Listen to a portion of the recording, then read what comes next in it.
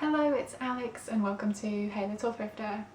Today I'm bringing you another Nightmare Queens video and I'm going to be talking about Somebody Come and Play by Clare McNally.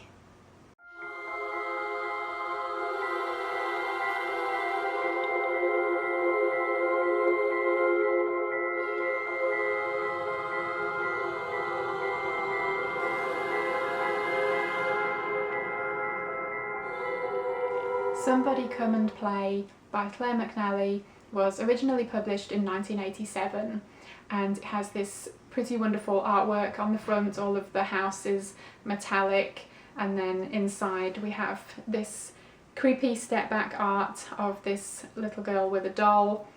And yes, this is a creepy kid story. This is about 10-year-old Cassie. She lives with her mother in a house by a lake, and a bunch of the other properties around this lake are just summer rentals.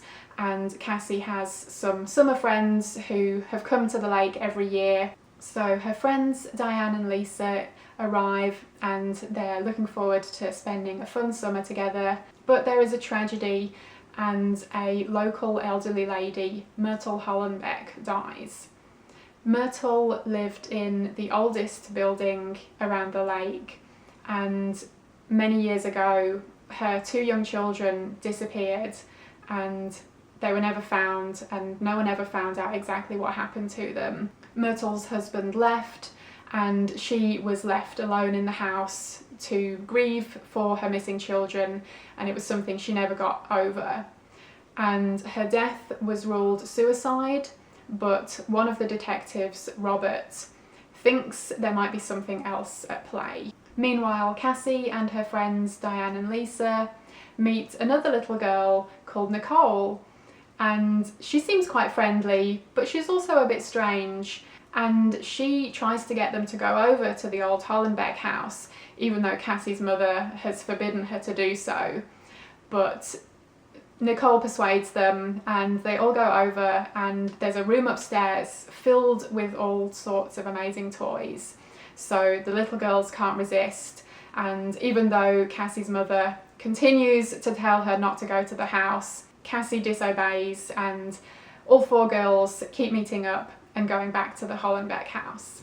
Some more strange events occur and Robert, the detective, becomes convinced that there might be something supernatural involved, but of course no one believes him, so he has to try and investigate this in his own time. So what is going on over at the Hollenbeck house, and whatever happened to Myrtle's children?